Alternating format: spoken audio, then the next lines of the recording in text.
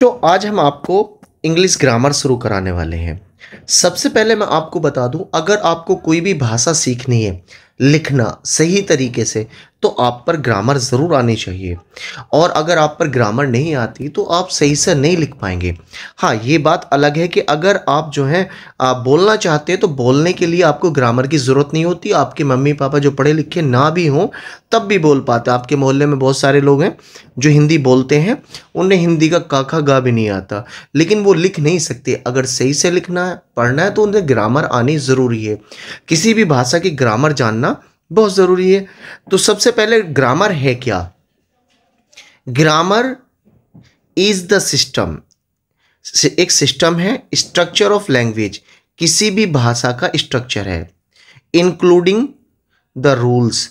उसमें कौन कौन से नियम इस्तेमाल होते हैं? फॉर वर्ड, शब्दों में फॉर्मेशन, शब्द बनाने के लिए कौन कौन से नियम इस्तेमाल होते हैं, भाषा के लैंग्वेज का स्ट्रक्चर क्या है, सेंटेंस का स्ट्रक्चर क्या है, सेंटेंस कैसे बनते हैं, पंक्चुएशन कैसी है, यानी कोमा, फुल स्टॉप, ये कैसे लगते हैं, यूजेस, और इनका इस्तेमाल कैसे है। यानी कि अगर हम ग्रामर सीख लेंगे तो हमें पता चल जाएगा कि सेंटेंस कैसे बनते हैं, सेंटेंस लिखे कैसे जाते हैं, वर्ड कैसे बनते हैं। चलिए अब बात करेंगे किसी भी लैंग्वेज की स्मॉलेस्ट यूनिट की। The smallest unit of any language is letter. किसी भी भाषा की सबसे छोटी इकाई क्या होती है बच्चों? अक्षर होती है। A letter is a symbol. Letter क्या होता है? एक सिंबल होता है, करेक्टर्स होता है, यूज रिप्रेजेंट अ साउंड, एक साउंड रिप्रेजेंट करता है इन अ लैंग्वेज, किसी भी भाषा में। यानी किसी भी भाषा में लेटर क्या करता है? एक साउंड देता है। जैसे हम इसे ए बोलते हैं, इससे B, C, D, so on. और letters are the building blocks of words, और ये बिल्डिंग ब्लॉक्स के काम आता है। लेटर जोड़ने के बाद ही हम वर्ड, और फिर वर्डों से ही सेंटेंस बना पाते हैं। अब इंग्लिश भाषा में जब हम वर्डों की बात करते हैं तो हम कई तरह के वर्ड लिखते हैं। जैसे अगर हम ऐसे लिखें कैपिटल लेटर, ऐसे करके बना दें कर्सिव राइटिंग, और एक लेटर इस तरीके का भी ए होता है जिसे बच्चों हम प्रिंटिंग लेटर कहते हैं, और ये बी स्मॉल लेटर, और इसके अलावा एक लेटर प्रिंटिंग लेटर में भी ऐसे भी बना देते हैं। तो डेफिनेशन हमें पता चल गई लेटर की। A letter is a sign, sign है, सिंबल है, that stand for a sound, एक साउंड के पीछे स्टैंड करता है इन स्पीकिंग एंड राइटिंग, बोलने में और लिखने में। आपको पता है रेट लिखेंगे तो RAT, तो 3 लेटर हुए, R एक, A एक और T एक, 3 लेटर हुए। अब बात करते हैं डेफिनेशन ऑफ वर्ड। वर्ड की definition, a word is a group of letter. Word क्या है? ग्रुप ऑफ लेटर्स है, लेटर्स का ग्रुप है, दैट हैज मीनिंग, जिसका कोई मीनिंग होता है। वर्ड क्या है? वर्ड जो है एक लेटर का ग्रुप है जिसका कोई मीनिंग होता है। जैसा CAT cat, school, beautiful, run. लेकिन अगर मैं लिखूं ADNPQ,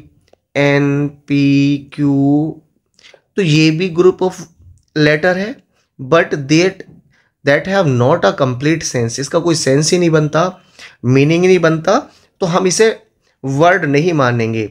वर्ड किसे मानेंगे? जिसका मीनिंग होगा। बच्चों जब हमारे पे वर्ड बनाने आ जाएंगे, वर्ड वोकैबुलरी बिल्ड हो जाएगी, उसके बाद जब हम सेंटेंस बनाएंगे, वर्ड के बाद देखो सबसे छोटे लेटर, लेटर के बाद वर्ड, और वर्ड के बाद सेंटेंस। सेंटेंस क्या है? अ group of words, group of words, words का ग्रुप है, like this which makes complete sense, जिससे कोई कंप्लीट सेंस बने, is called a sentence, sentence कहलाता है।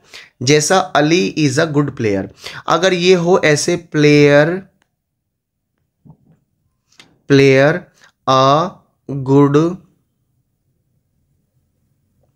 इज अली। अब बताइए इसका कोई सेंस नहीं है, तो ऐसे में ये सेंटेंस नहीं है, जबकि ग्रुप ऑफ वर्ड है, 1 2 3 4 वर्ड हैं, लेकिन इसका कोई सेंस नहीं बन रहा, इसलिए ये सेंटेंस नहीं है। सेंटेंस कौन सा होता है? Group of a word that have a complete sense, जिसका कोई सेंस बनता हो। जैसे ही वर्क्स वेरी हार्ड, वह कठिन परिश्रम करता है।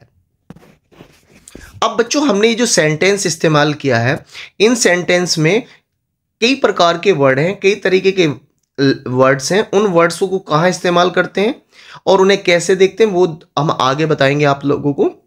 जैसे पार्ट्स ऑफ स्पीच, जिसे हम कहते हैं पार्ट्स माने हिस्सा, स्पीच माने बोलने का। हम जितनी भी स्पीच देते हैं, जितनी भी बात कहते हैं, उसका कुछ हिस्सा। Words are divided into different kinds, words are divided बांटे जाते हैं इनटू डिफरेंट काइंड्स, अलग अलग प्रकार के, कॉल्ड पार्ट्स ऑफ स्पीच, जिन्हें हम पार्ट्स ऑफ स्पीच कहते हैं अकॉर्डिंग टू देयर यूज, उनके इस्तेमाल के हिसाब से। The parts of speech are 8 in number, parts of speech नंबरों में 8 है। Noun, pronoun, adjective, verb, adverb, preposition, conjunction and interjection. बच्चों मैं आगे आपको सारे के सारे पार्ट्स ऑफ स्पीच बताऊंगा, लेकिन आज हम आपको पार्ट्स ऑफ स्पीच में नाउन शुरू कराने वाले हैं।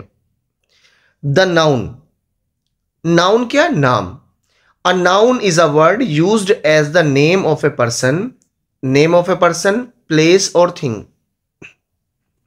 नाउन क्या है? किसी चीज का नाम। मेरे पापा जब इंग्लिश की डेफिनेशन मुझे सिखाते थे तो बोलते थे नेम इज नाउन, नाम ही नाउन है। अब बच्चों जैसे बुक, टीवी, कार एटसेट्रा।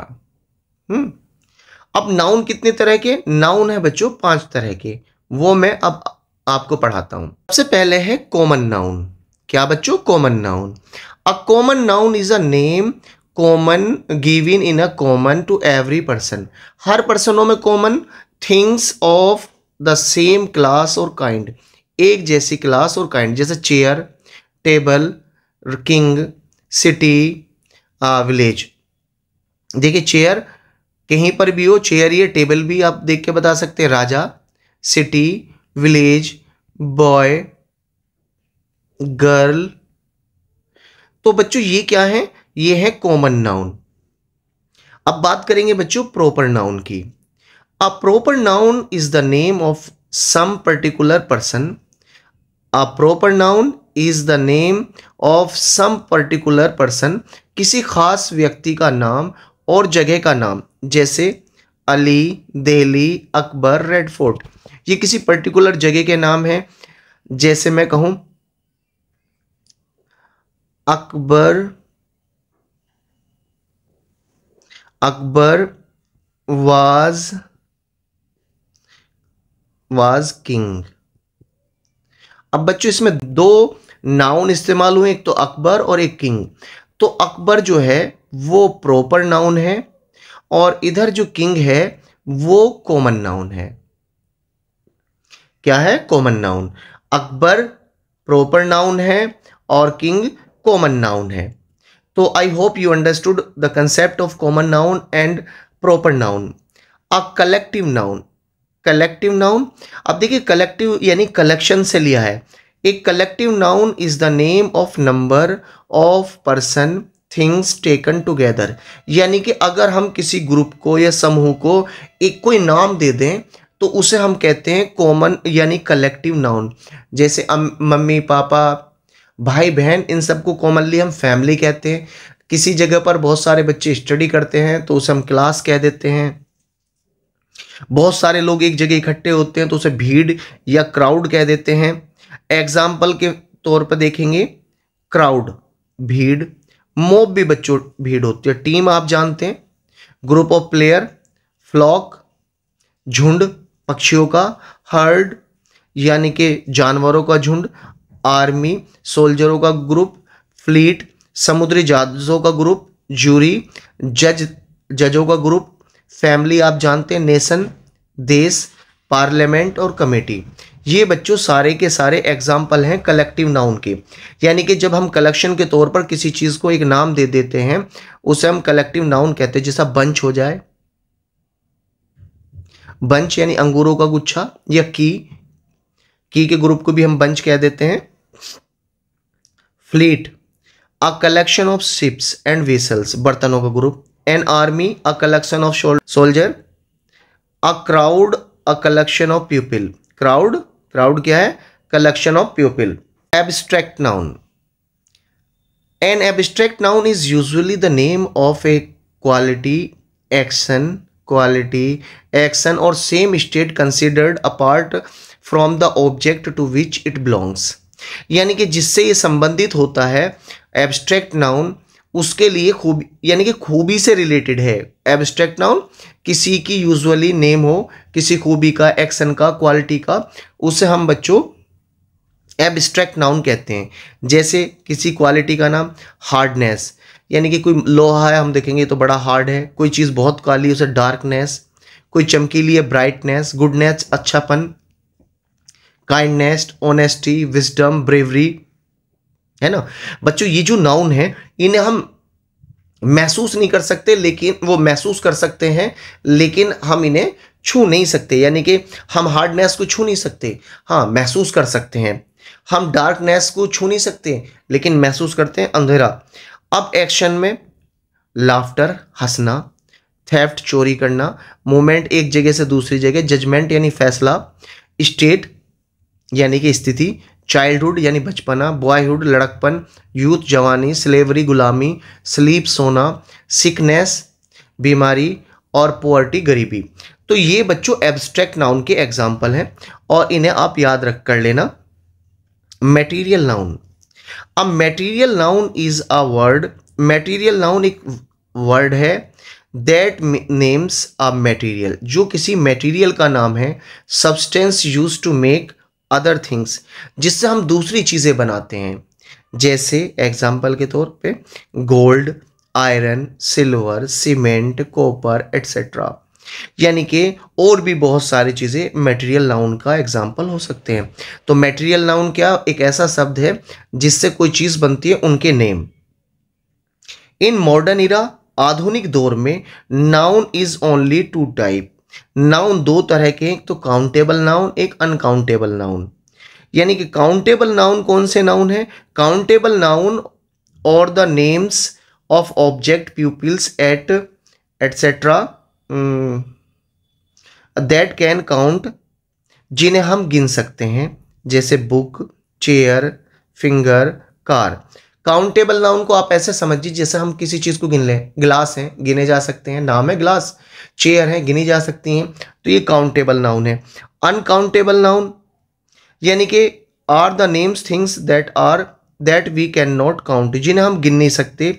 जैसा दूध है, तेल है, ऑयल, वाटर है, शुगर है, ऑनेस्टी है, जिन्हें हम गिन नहीं सकते। ऐसे नाउन को, पोवर्टी है, हार्डनेस है, तो ऐसे नाउन को अनकाउंटेबल नाउन कहते हैं। लेकिन बच्चों आपको नाउन का पता होना बहुत ज़रूरी है। हम अगली वीडियो में नाउन के बारे में ही डिस्कस करेंगे और सारी की सारी चीज़ें, इनका कहाँ इस्तेमाल होता है और कौन कौन से वर्ड किस प्रकार इस्तेमाल होते हैं।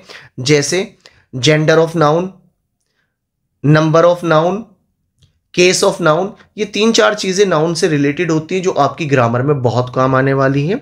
मिलेंगे नई वीडियो में, तब तक के लिए बाय।